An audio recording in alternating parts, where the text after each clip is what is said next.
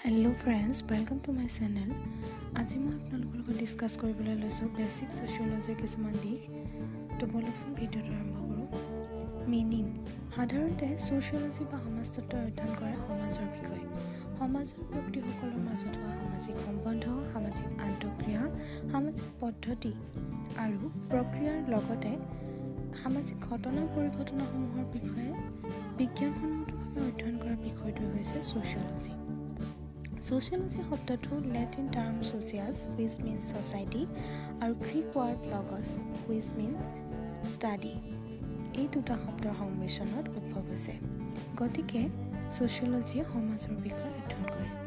Father of sociology French sociologist Auguste Comte sociology জন্মদাতা বা founding father বুলি কোৱা হয়। তেওঁ 1839 চনত sociology বিষয়টো জন্ম দিয়ে।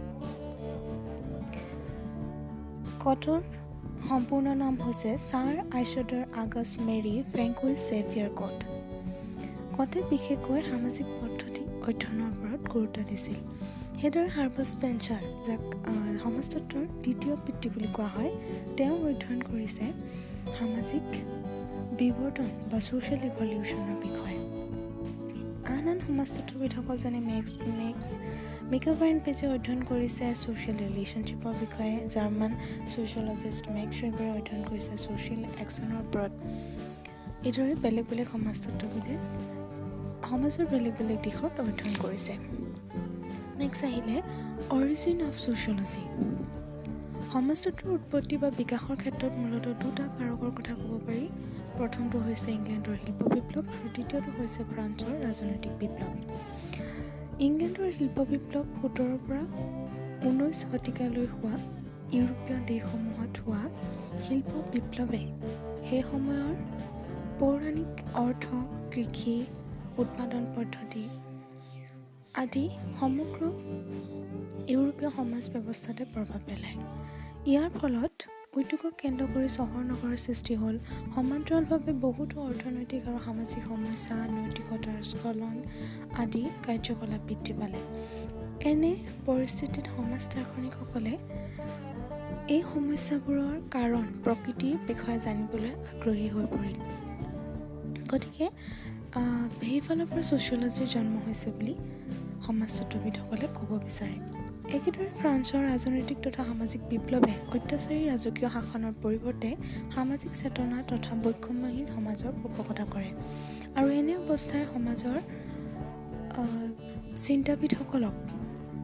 চিন্তাবিদসকলৰ মনোযোগ আকৰ্ষণ কৰে। এইদৰে বহু বিপ্লৱ তথা ঘটনা পৰিঘটনা আৰু বিভিন্নজন সমাজ দাৰ্শনিকৰ চিন্তা আকৰ্ষণৰ ফলশ্ৰুতিৰে ছ'চিয়লজিৰ জন্ম লাভ কৰে। এইখিনিতে আমি এটা কথা মন কৰিব লাগে যে যিহেতু আন প্ৰাকৃতিক বিজ্ঞানসমূহে নিজস্ব ধৰণেৰে একোটা পৃথক বিষয় হিচাপে অধ্যয়ন কৰি আছে, এনে ক্ষেত্ৰত ছ'চিয়লজি কিয় সমাজৰ বিষয়ে পুনৰ আলোচনা কৰিব লগা হ'ল?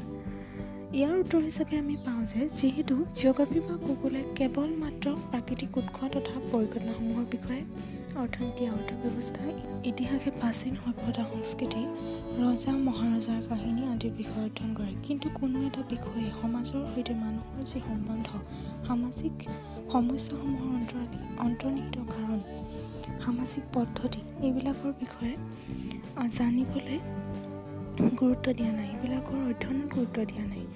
এই যি গেপ বা সুৰুঙা থাকি গ'ল অধ্যয়নৰ ক্ষেত্ৰত, তাৰ বাবে ছ'চিয়লজি নামৰ বিষয়টো জন্ম হ'ল।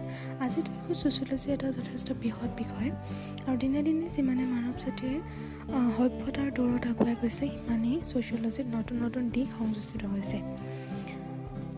মই আগলৈ ভিডিঅ' দিবলৈ ট্ৰাই কৰিম ছ'চিয়লজিৰ ওপৰত। So' stay connected with my channel and thanks for ৱাচিং।